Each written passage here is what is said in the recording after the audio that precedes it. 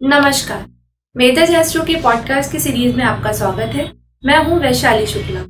ज्योतिष के विभिन्न पहलुओं को समझने के लिए, ज्योतिष से जीवन सुधारने के लिए और अपने जीवन में आ रही समस्याओं का समाधान पाने के लिए मैं इस फील्ड के जाने माने एस्ट्रोलॉजर और मेधज एस्ट्रो के पैनलिस्ट आचार्य धीरज पांडे सर का स्वागत करती हूँ। Because we believe astrology is not for prediction, it is only for correction. Acharya Dheeraj Pandey sir का बहुत बहुत स्वागत है। राम राम सर। राम राम राम राम वैशाली जी, राम राम। आप सभी का बहुत बहुत स्वागत है।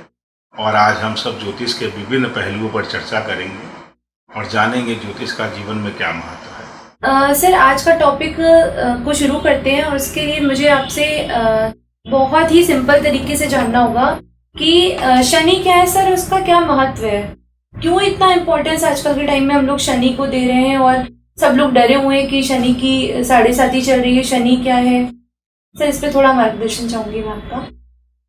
देखिए, जीवन में जैसे परिवार में सबकी जिम्मेदारियां हैं। पिता की जिम्मेदारी है परिवार का भरण पोषण करना, माता की जिम्मेदारी है परिवार का और पिता का ध्यान रखना, भाई बहनों की जिम्मेदारी है, संतान की जिम्मेदारी है, चाचा की जिम्मेदारी है। हर रिश्ते का एक जिम्मेदारी भरा पहलू है जीवन में। उसी प्रकार ग्रहों की भी जिम्मेदारी है। कुछ ग्रह आपके सम्मान कर देते हैं, कुछ ग्रह आपको लाभ देते हैं, कुछ ग्रह नुकसान देते हैं, कष्ट देते हैं। तो सबको अलग अलग जिम्मेदारी दी गई है आपके कर्म के अनुसार फल देने के लिए। जैसा आप कर्म करेंगे वैसा ही फल आपको प्राप्त होगा। शनि कर्म प्रधान ग्रह हैं। कर्म करना, कर्म का फल, कर्म सही और गलत का निर्णय, न्यायाधीश, न्याय, ये सारी चीज़ें शनि के अधीन हैं। शनि ही तय करते हैं कि आपके द्वारा किया कर्म सही है, गलत है, बहुत गलत है, या आपने जो कर्म किया उससे किसी का नुकसान हो रहा है, लाभ हो रहा है। ये सब शनि देव ही तय करते हैं। इसलिए जब इंसान गलत कर्म करता है तो कर्म प्रधान ग्रह से डरता है, क्योंकि शनि कर्म प्रधान है। जैसा कर्म करेंगे आपको वैसा ही फल मिलेगा। अगर आप पाप करते हैं तो पाप की सज़ा मिलेगी, अगर पुण्य करते हैं तो पुण्य का फल प्राप्त होगा। इसलिए सबको, जो व्यक्ति कर्म से डरता है वह शनि से डरता है।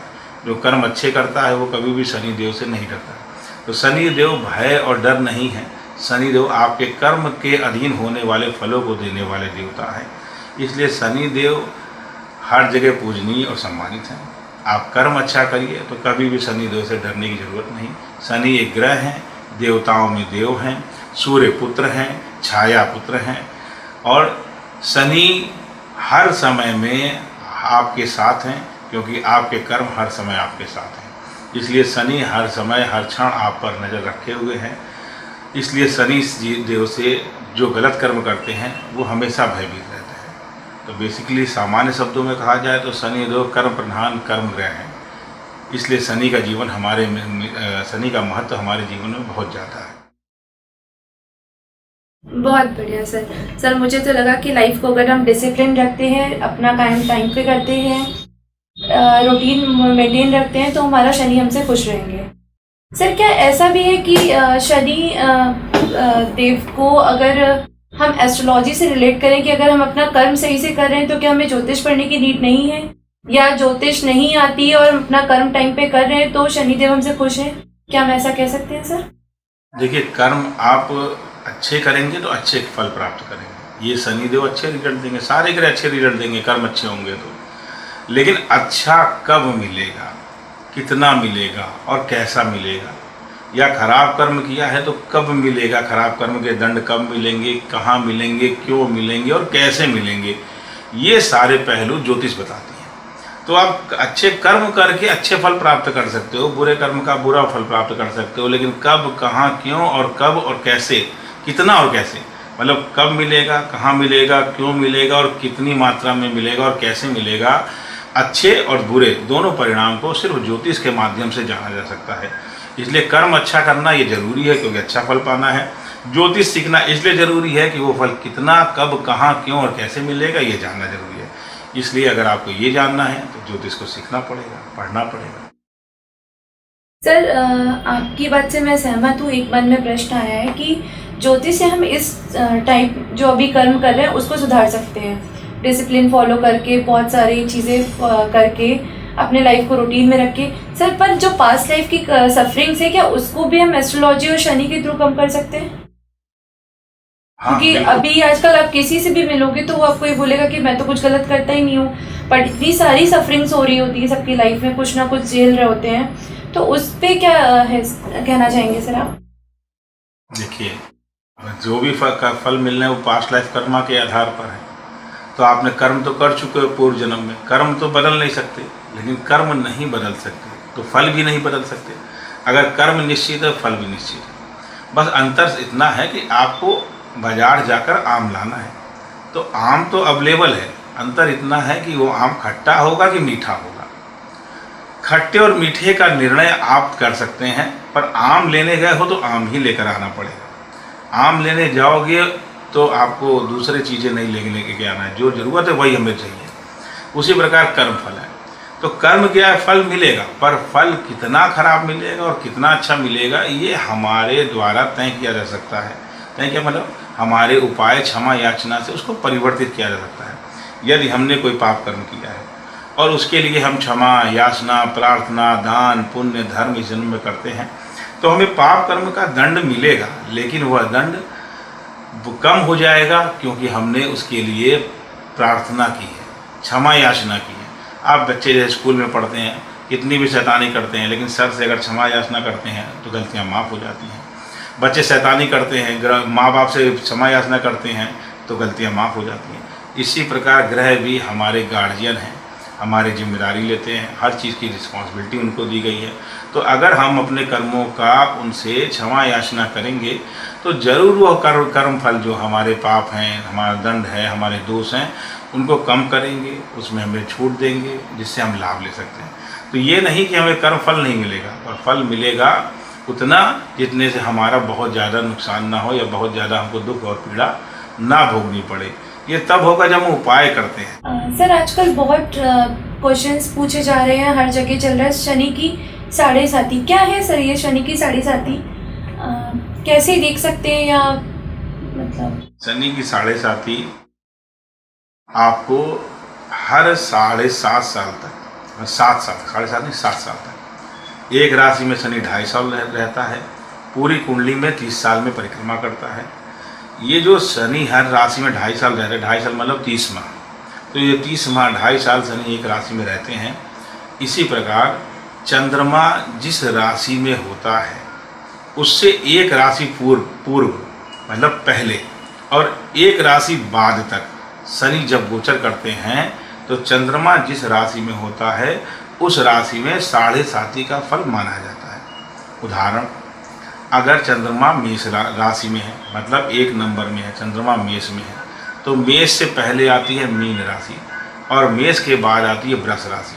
तो जब चंद्रमा मेष राशि में है और शनि मीन राशि में प्रवेश करेगा, तो जैसे ही शनि मीन राशि में प्रवेश करेगा, मेष राशि में साढ़े साती प्रारंभ हो जाएगी। क्यों प्रारंभ हो जाएगी?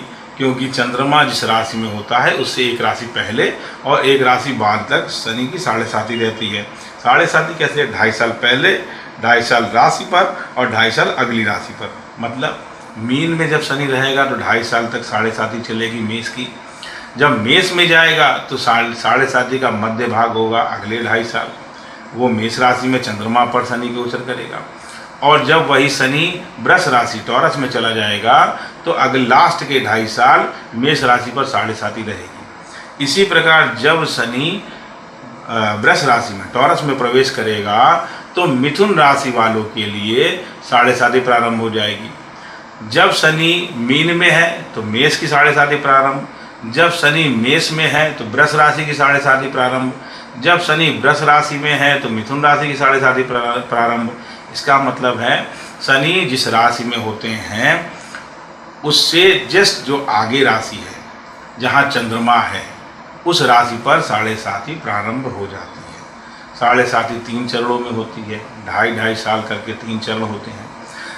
शनि के साढ़े साती में जो पहला चरण होता है वो ज़्यादा कष्टदायक या ज़्यादा सुखदायक होता है।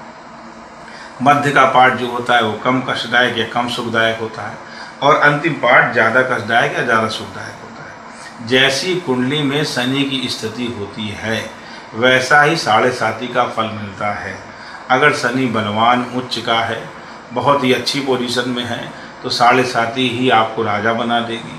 7.5 में ही आप धनवान, यशवान, कीर्तिवान, शौर्यवान, वैभववान हो जाएंगे, प्रसिद्ध हो जाएंगे, हर जीवन का सुख पाने लगेंगे। वही 7.5 जो दूसरों को पीड़ा और कष्ट दे रही है, वही आपको मान सम्मान, धन, योग, प्रतिष्ठा सब देने लगेगी।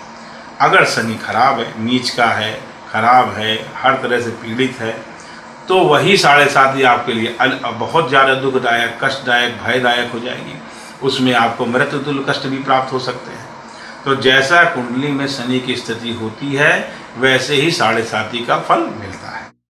सर, अभी आपने कहा कि शनि की 7.5 कुंडली में देख के बता सकते हैं कि शनि बलवान है, कमजोर है, पीड़ादायक है। तो सर वो कैसे देखते हैं? अगर कोई नॉर्मल इंसान या हम लोग देखना चाहें जिसे ज्योतिष नहीं आती, वो कैसे देख सकते हैं सर इसको? सामान्य शब्दों में कहा जाए तो तुला राशि 1 2 3 4 5 6 7 7वें नंबर पर, 7 नंबर पर तुला राशि में यदि शनि है आपकी कुंडली में, जहाँ शनि बैठा है वहाँ अगर 7 नंबर लिखा है, तो आपका शनि उच्च का है और बलवान है, अच्छी स्थिति में कहा जाएगा। अगर वहीं शनि मेष राशि में, मतलब 1 नंबर पे 1 नंबर लिखा है और शनि बैठा है, तो आपका शनि नीच का है और खराब कहा जाएगा शास्त्र अनुसार। शनि अगर तीसरे भाव में है, छठे भाव में है या 11वें भाव में है कुंडली के, तो शनि अच्छा और बलवान कहा जाता है। तीसरे, छठे और 11वें भाव को छोड़कर अगर शनि कहीं पर है भी आपका है, किसी भी राशि का है, तो आपका शनि बलवान या बहुत ज़्यादा अच्छी स्थिति में नहीं माना जाएगा। इस प्रकार सामान्य तरीके से तुला राशि, मेष राशि, तीसरा भाव, छठा भाव और 11वें भाव को देख करके शनि से मिला करके आप ये जान सकते हैं कि हमारा शनि अच्छा है या नहीं। तो इस प्रकार कोई भी व्यक्ति कुंडली में शनि को तुला राशि 7 नंबर, मेष राशि 1 नंबर, शनि का तीसरा भाव में होना, शनि के छठे भाव में होना या शनि के 11वें भाव में होने, इस अनुसार जान सकता है कि शनि मेरी कुंडली में बली है या कमजोर है। यदि शनि तुला राशि में है, 7 नंबर में है, तो उच्च का शनि है।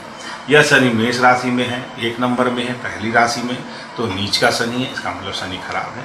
यदि शनि तीसरे भाव में है, किसी भी राशि का है, तो खराब राशि में होकर के भी तीसरे भाव में शनि अच्छे फल देता है। इसी प्रकार शनि छठे और 11वें भाव में भी अच्छे फल देता है। तो यदि राशि कोई भी है पर शनि तीसरे, छठे या 11वें भाव में है, तो शनि अच्छा है। यदि मेष राशि में शनि है तो खराब है, यदि तुला राशि में शनि है तो अच्छा है। इस प्रकार सामान्य तौर पर आप शनि का ऊंच नीच और भाव देख करके एक अप्रॉक्स अंदाज़ा लगा सकते हैं कि मेरा शनि मेरी कुंडली में किस स्थिति में है। अगर विस्तार से जानना है तो आप किसी भी ज्योतिषी एस्ट्रोलॉजर से जा करके, जो ज्योतिष ज्ञान का विशेषज्ञ है, उससे आप पूछ सकते हैं, पढ़ सकते हैं, सीख सकते हैं और ज्ञान प्राप्त कर सकते हैं कि मेरा शनि कैसा है। सर, ये 29 मार्च 2025 से जो मीन राशि में गए शनिदेव, उसका क्या है? लोग बहुत डरे हुए हैं, तो उनको क्या चीजें केयरफुल रखनी चाहिए, क्या चीजें ध्यान रखनी चाहिए और कैसे अपने इस टाइम को बचाव में रखना चाहिए सर? मीन राशि वालों को तो 29 मार्च से डरने की कोई विशेष बात नहीं है, क्योंकि जब शनि कुंभ राशि में था तभी मीन राशि की 7.5 शुरू हो चुकी थी। तो जो पहले से ही 7.5 चल रही थी, तो शनि का हमेशा पूर्वार्ध और उत्तरार्ध ही कष्टदायक ज़्यादा होता है। तो अब शनि मीन राशि में आ गया है तो मध्य अवस्था में आ गया है। शनि ने पूर्वार्ध के 2.5 साल पूरे कर लिए हैं, अब मिड में है, मतलब मीन राशि में है। तो मीन राशि वालों के लिए जो कष्ट और समस्या चल रही थी उससे अब निदान मिल जाएगा, काफ़ी हद तक राहत मिल जाएगी, काफ़ी आराम मिल जाएगा, चीज़ें बनने लगेंगी, समस्याएं कम हो जाएंगी। जो समस्याएं फेस कर रहे थे वो समस्याएं अब कम हो जाएंगी। तो डरने की ज़रूरत नहीं है, मीन राशि वालों को डरने की ज़रूरत नहीं है। हाँ, जब शनि जल तत्व में जाता है, मतलब 4 नंबर राशि में, 8 नंबर राशि में और 12 नंबर राशि में, जब शनि जल तत्व में जाता है, तो जल तत्व में शनि के जाने के कारण जल से होने वाले कष्ट, जल में कष्ट, जल में रहने वालों को कष्ट, जल के पास रहने वालों को कष्ट, और जहाँ जहाँ भी बर्फ और जल, मतलब जल के स्वरूप का इस्तेमाल होता है, उन सब जगह पीड़ा होती है। शनि कर्म फल देते हैं, अर्थात मीन राशि किसकी है? समुद्र की। तो इस समय क्या होगा? शनि मीन राशि में है तो समुद्र में के अंदर रहने वाले जो अंधकार में थे, जो बहुत नीचे छुपे हुए थे, बहुत कभी बाहर नहीं आते थे, ऐसे जीव पीड़ा पाएंगे, उनकी डेथ हो जाएगी, मर जाएंगे, कष्ट भोगेंगे। या समुद्र तट पर जो लोग रह रहे हैं वो सारे कष्ट भोगेंगे। जो देश मैक्सिमम पार्ट जिनका समुद्र के किनारे है या समुद्र उनकी जिनके पास है, या वह देश जहाँ जल का अधितायक बहुत ज़्यादा है, मतलब शहर के अंदर जल है, राज्य के अंदर जल है, देश के चारों तरफ जल है, या जल की अधीनता ज़्यादा है, मतलब वहाँ पर जल के लिए आश्रित हैं लोग, मतलब उसके बिना काम नहीं चल सकता, बहुत ज़्यादा कमी है, उसके लिए परेशान है। तो ऐसी सारी अवस्थाएं जहाँ जल बहुत ज़्यादा है या जल बिल्कुल नहीं है, या समुद्र का किनारा है या समुद्र के बीच में है, टापू है, जल के अंदर है, ऐसी सभी जगह पर जल से कष्ट होगा, वहाँ के लोगों को दुख और भय भोगना पड़ेगा। अच्छा, शनि मीन राशि में है, मीन राशि गुरु की है।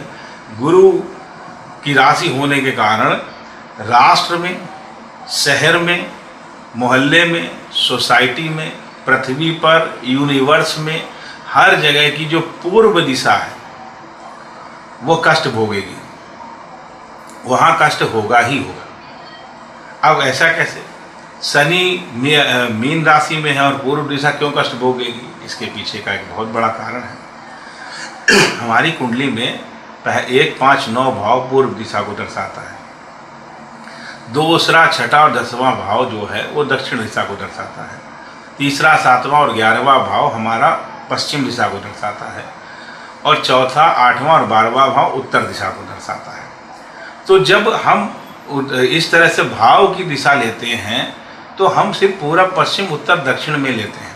लेकिन जब वास्तु के अनुसार गणना करते हैं हम, तो वह जो मीन राशि का डायरेक्शन हमारा आता है यूनिवर्स में, अगर गणना करते हैं तो ना वो 100% ईस्ट है, ना 100% नॉर्थ है, वो नॉर्थ और ईस्ट के सेंटर का पार्ट आता है।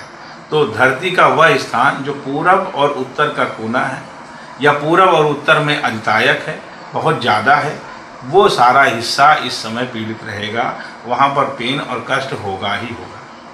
तो मीन राशि वालों को डरने की ज़रूरत नहीं है, लेकिन यूनिवर्सल यह एक पीड़ादायक समय है जो समाज के लिए, देश के लिए, राष्ट्र के लिए और पृथ्वी के लिए कहीं ना कहीं नाना प्रकार के कष्ट देगा। चलिए सर, आपकी बात से ये तो समझ आया कि मीन राशि वाले थोड़ा सा शायद इस वीडियो को देख के रिलीफ महसूस करेंगे और उनको अपना डर का थोड़ा सा हो सकता है कि चीज़ें कम लगे। सर, अभी ये एक सवाल मन में आ रहा था कि ये सर 7.5 सिर्फ शनि पे ही क्यों पड़ती है? कुछ इसका स्पेसिफिक कारण है या ऐसा कुछ इस पे बताएंगे सर? शनि ही 7.5 देते हैं। मैंने बताया जैसे पीछे, ये कर्म प्रधान क्या है, कर्म के अधीन पर फल देते हैं। तो जैसे कि शनि एक राशि में 30 महीने 2.5 साल रहते हैं, 12 राशियों में 30 साल रहते हैं, 30 साल में वह जहाँ से चलते हैं वहीं वापस आ जाते हैं, एक परिक्रमा कर लेते हैं कुंडली की। तो 30 साल में एक परिक्रमा, 60 साल में दूसरी परिक्रमा और 90 साल में तीसरी परिक्रमा, 3 बार एक कुंडली की परिक्रमा कर लेते हैं। तो हर परिक्रमा अवधि पर मनुष्य द्वारा किए गए कर्म के फल को देने के लिए यह 7.5 का प्रावधान है। जैसे कि आप 30 सालों तक कोई भी कर्म करते हैं या 30 सालों में आपने कोई भी कर्म किया है, तो वह आपकी चंद्र राशि के अनुसार जब जब शनि चंद्रमा की एक राशि पहले आएंगे तो उसके पहले जितने भी आपने कर्म किए हैं, कई लोग ऐसे समय में पैदा होते हैं 7.5 में ही पैदा होते हैं। तो जो लोग 7.5 में पैदा हुए हैं, जब पैदा हुए हैं तो ये उनका तो 30 साल का, उनका तो साल भर भी नहीं बीता। तो वहाँ क्या होता है, पैदा होने वाले व्यक्तियों की जो 7.5 चलती है वो पास्ट लाइफ में, पूर्व जन्म में जितने कर्म बकाया थे, दंड बाकी थे, वो सारे जन्म से 7.5 साल तक मिलते हैं। जन्म के से 7.5 साल तक उन कर्म दंडों को भोगना पड़ता है जो पूर्व जन्म में कर्म करते करते बकाया रह गए थे। तो जिनका जन्मस्थ 7.5 शुरू होती है वो पास्ट लाइफ कर्म के दंड भोगते हैं या अच्छाइयाँ भोगते हैं, शनि जैसे कुंडली में होगा। लेकिन जब किसी 15 साल, 20 साल, 25 साल, 30 साल अवस्था में आपकी 7.5 शुरू होती है, तो जो आपने पीछे जन्म के बाद अपने कर्म किए हैं उन सभी कर्मों का फल आपको प्राप्त होता है। तो शनि का वो टाइम पीरियड इसलिए बनाया है शनिदेव ने, जिस समय आपके कर्म का फल अच्छा और बुरा दोनों आपको वो दे सकें, जिससे कि आपको भविष्य के लिए आप सुरक्षित रह सकें, आपको पता चल सके कि आगे फ्यूचर में आपको किस दिशा में जाना है और क्या कर्म करना है। इसलिए कर्म प्रधान होने के कारण सिर्फ शनि ही कर्म का दंड देते हैं, इसलिए 7.5 ही उन्हीं के अधीन है। तो मुझे लगता है कि आपकी इतनी सारी बातों से ये समझ आया कि अगर अपने कर्म अच्छे कर रहे हो, डिसिप्लिन में रह रहे हो, इंटेंशंस ठीक है आपके, तो आप लाइफ में ओवर एंड अबव ठीक ठीक बात पे पहुंच ही जाएंगे कभी ना कभी। कैसा कह सकते हैं सर? एस्ट्रोलॉजी सीख लो, जान लो कब पहुंचोगे, नहीं पहुंचोगे ये भी जान सकते हो, कितनी देर में पहुंचोगे, कब, कहाँ, क्यों और कैसे, ये सारे जवाब ज्योतिष के अंदर आते हैं। तो आप पहुंचोगे, नहीं पहुंचोगे, कब पहुंचोगे, कहाँ पहुंचोगे, क्यों पहुंचोगे, कैसे पहुंचोगे, ये सारे प्रश्नों का जवाब ज्योतिष देती है।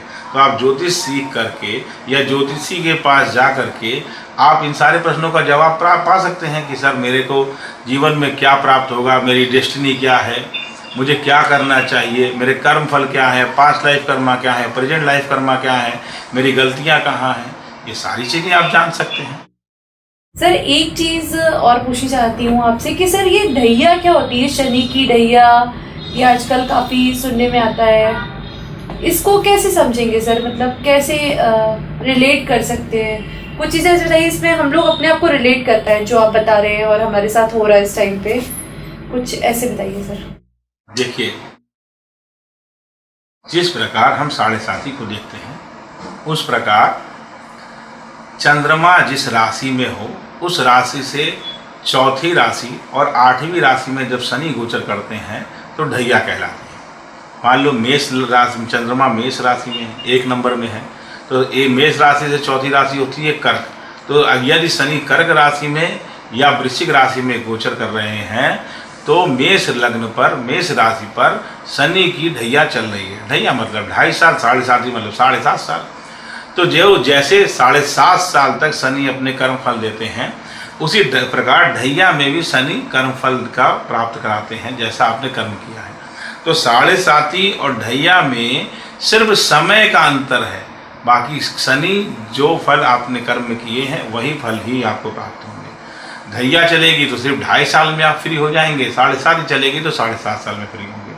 तो सबसे आसान है, चंद्रमा देखिए, चंद्रमा मेरा किस राशि में है ये देखिए, किस नंबर पे वो देखिए, और उससे देख गिनती कर लीजिए। जब जब शनि उस आपकी चंद्र राशि से चौथे और 8वीं राशि पे गोचर करेगा तो आपकी 7.5 स्टार्ट हो जाएगी। उदाहरण, सिंह लग्न के लिए अष्टम भाव में मीन राशि आती है, तो सिंह लग्न मतलब सिंह राशि, जहाँ चंद्रमा अगर सिंह राशि में है तो सिंह राशि वालों से, मीन राशि में शनि गोचर इस समय कर रहा है, तो सिंह राशि से अष्टम राशि हो गई मीन राशि, तो सिंह राशि वालों के लिए इस समय ढैया शुरू हो चुकी है और उन्हें ढैया का फल मिलेगा। एक बहुत ही विशेष बात है कि लोग कहते हैं कि सर 7.5 आगे क्या होगा, ढैया होगी आगे क्या होगा, तो ये परेशान होने से ज़्यादा ये ध्यान देने वाली बात है कि असर कहाँ ज़्यादा पड़ेगा। भले शास्त्र अनुसार गणना किया जाता है कि चंद्रमा जिस राशि से है उस अनुसार शनि की 7.5 और ढैया गणना की जाती है, पर ढैया के लिए, विशेष तौर पे ढैया के लिए ये बात ध्यान रखना चाहिए कि जो राशि पे ढैया लगी है उस राशि वालों से ज़्यादा पीड़ा और कष्ट या लाभ और हानि उस लग्न वालों को मिलता है। उदाहरण, मान लीजिए किसी की सिंह राशि है पर सिंह राशि उसके 5म भाव में है या चौथे भाव में है, तो सिंह राशि के लिए ढैया तो चल रही है, लेकिन सिंह राशि उसके 5वें या चौथे भाव में है, लग्न पर नहीं है। तो सिंह लग्न का जातक नहीं है, वो सिंह राशि का जातक है। तो ढैया का फल मिलेगा लेकिन बहुत ज़्यादा पीड़ादायक, अच्छा खराब भी नहीं मिलेगा और बहुत अच्छा भी नहीं मिलेगा, क्योंकि ढैया या 7.5 शनि की स्थिति के अनुसार पता फल देती है। लेकिन वहीं सिंह लग्न का जातक है, भले उसकी राशि कुछ भी है, भले वो तुला राशि का हो, वृश्चिक राशि का हो, मीन राशि का हो, मकर राशि का हो, लेकिन सिंह लग्न का है और शनि अष्टम में है, तो उसको ढैया का ज़्यादा प्रभाव फल प्राप्त कर होगा। बाकी सिंह राशि वालों से ज़्यादा लग्न वालों को अच्छा और बुरा दोनों प्रभाव मिलेगा। अगर शनि कुंडली में अच्छा है तो ये ढैया बहुत अच्छी जाएगी, शनि कुंडली में खराब है तो ये ढैया बहुत खराब जाएगी। इस प्रकार आप ढैया देख सकते हैं और ढैया का फल जान सकते हैं। सर अभी एक क्वेश्चन दिमाग में आ रहा है कि ये जो शनि की 7.5 और ढैया में जो आपने अंतर बताया, क्या दोनों साथ साथ लग सकती है शनि के साढ़े साथी और ढैया नहीं? नहीं, दोनों साथ साथ कैसे लग सकती है? जब चंद्रमा जिस राशि में होता है उससे एक राशि पीछे और एक राशि आगे, जहाँ वहां पर साढ़े साथी लगती है, और चंद्रमा जिस राशि में होता है वहां से चौथे और आठवीं राशि में ढैया लगती है, तो साढ़े साथी और ढैया एक साथ कभी भी नहीं लग सकती। सर अभी ऐसा हो सकता है 2.5 साल पूरे हो फिर 7 साल शुरू हो जाए, ऐसा भी नहीं होगा? अंतर होता होगा दोनों में? नहीं, 2.5 साल पूरे हो और उसके बाद 7.5 साल शुरू हो जाए, ऐसा कैसे हो सकता है? 4 और 8 का डिफरेंस है, काफी ज्यादा अंतर होता है ना। कोई भी राशि में चंद्रमा है, किसी भी राशि में चंद्रमा यदि है, तो वहां से चौथी और आठवीं राशि में जब शनि होगा तब ढैया लगेगी, और साढ़े साथी जब चंद्रमा से जस्ट पीछे होगी शनि होगा तो साढ़े साथी शुरू होगा। तो साढ़े साथी तब होता है जब चंद्रमा से जस्ट पीछे शनि होता है, और ढैया तब चलती है जब चंद्रमा से चौथे और आठवें में शनि होता है। इतने सारे ग्रह और देवता हैं कि सिर्फ शनि भगवान को ही क्यों न्याय का देवता कहा जाता है? सबको रिस्पॉन्सिबिलिटी दी गई है, सबको कर्म बांधे गए हैं, सभी ग्रहों को जिम्मेदारी दी गई है कि आपको ये कर्म करना, ये परमात्मा द्वारा निश्चित है। तो शनि कर्म प्रधान ग्रह हैं, कर्म के लिए ही निर्धारित किए गए हैं, इसलिए कर्म संबंधी सभी चीज़ें शनि से ही देखी जाती हैं। सर इतना सब कुछ हो रहा, आपने बताया हम लोगों को, जो लोग अफोर्ड नहीं कर सकते या फिर डेली रूटीन को चेंज कर सकते हैं, कुछ ऐसा उपाय होगा क्या सर जो सबके लिए रेमेडी काम करे? रेमेडी मानसिक भी की जाती है, रेमेडी आर्थिक भी की जाती है, रेमेडी धार्मिक भी की जाती है, सामाजिक भी की जा सकती है। तो हर प्रकार से उपाय कर सकते हैं। उपाय करने के लिए आप गरीबों की मदद करें, समाज में अपने श्रम दान करें, मंदिर में श्रम दान करें, लोगों की हेल्प करें, दान पुण्य करें। तो समाज में जब आगे बढ़ करके समाज के हित के लिए करेंगे तो आप सामाजिक तौर पे रेमेडी करेंगे, उससे शनिदेव प्रसन्न होंगे। यदि मंदिर में दान पुण्य करते हैं, धर्म करते हैं, पूजा पाठ उपासना साधना करते हैं, तो धर्म संबंधी उपाय होंगे, उससे भी शनिदेव प्रसन्न होते हैं। यदि आप मन से और तन से हर तरह से शुद्ध होकर के, न्यायप्रिय होकर के, सही कर्म, सही मन क्रम वचन तीनों साथ में सही आपके हैं, किसी के अहित नहीं पहुंचाते हैं, नुकसान नहीं करते हैं, तो भी शनिदेव आपसे प्रसन्न होंगे। और इस प्रकार से यदि आर्थिक उपाय करना चाहते हैं तो शनि के लिए नीलम धारण कर सकते हैं, रुद्राक्ष धारण कर सकते हैं। इस प्रकार से आप धारण करके भी शनि के उपाय कर सकते हैं। तो सामाजिक, धार्मिक, आर्थिक और मानसिक, इन चारों तरह से शनि का उपाय किया जा सकता है। यदि आप किसी प्रकार से नहीं कुछ कर सकते हैं, कुछ भी करने में सक्षम नहीं हैं, और अगर आपके पास पैसा भी नहीं है, आप कुछ नहीं कर सकते हैं, तो 2 स्थितियां इसमें आसान हैं। अगर आप पूजा पाठ कर सकते हैं तो राजा दशरथ कृत शनि स्तोत्र का पाठ करें नियमित, उससे आपको लाभ मिलेगा। सुंदरकांड का रोज पाठ करें, उससे लाभ मिलेगा। तो जो व्यक्ति किसी प्रकार से आर्थिक रूप से भी या किसी भी प्रकार से कोई बहुत बड़ा उपाय नहीं कर सकता है, कोई भी व्यक्ति अगर बहुत ज़्यादा खर्च नहीं कर सकता है, तो राजा दशरथ कृत शनि स्तोत्र का पाठ करें, नियमित सुंदरकांड का पाठ करें, इससे शनिदेव प्रसन्न होते हैं और लाभ प्राप्त होते हैं। और यदि आप पढ़े लिखे भी नहीं हैं, आप कुछ भी नहीं पढ़ सकते हैं, हिंदी या किसी भी भाषा को भी नहीं पढ़ सकते हैं, तो सबसे सामान्य है कि आप मंदिर में जाकर के पोछा लगाएं, मंदिर में जाकर के मंदिर धुलाई करें, पुछाई करें, मंदिर में श्रम दान करें। जितना ज़्यादा मंदिर में श्रम दान करेंगे शनिदेव उतना प्रसन्न होते हैं। धर्मशालाओं में, वृद्धाश्रम में, वहाँ पर जाकर के श्रमदान करें, लेबरों की, गरीब लोगों की श्रम से मदद करें, मंदिर निर्माण में श्रम करें। ऐसे श्रमदान करके भी आप शनि के उपाय कर सकते हैं। तो पाठ भी कर सकते हैं, पूजा भी कर सकते हैं और श्रमदान भी कर सकते हैं। इस प्रकार आप पाठ करके, पूजा करके और श्रमदान करके शनि के उपाय कर सकते हैं। सर जैसे कि आपने बताया था शनि के साढ़े साथी के 3 चरण जो होते हैं, पहला चरण, दूसरा चरण, तीसरा चरण, तो क्या उस पे भी ये उपाय हमारा काम करेगा सर? नहीं, ये हमेशा काम करेगा। आप कभी भी ये उपाय करेंगे, जीवन पर्यंत करेंगे तो भी काम करेगा। यदि शनि की साढ़े साथी में करेंगे तो भी काम करेगा, यदि शनि की ढैया में करेंगे तो भी काम करेगा। हर स्थिति में यह उपाय काम करेगा। इसमें कैसा नहीं है कि ये उपाय केवल एक दिन के लिए है या एक बार के लिए। आप सब लोगों का बहुत बहुत धन्यवाद। आई होप आप लोगों को शनि की साढ़े साथी और उसके उपाय की रेमेडी पसंद आई हो। अगला वीडियो हमारा गुरु अतिचारी पे होगा, उसके लिए मेधा एस्ट्रो के चैनल को सब्सक्राइब करें, लाइक करें। धन्यवाद।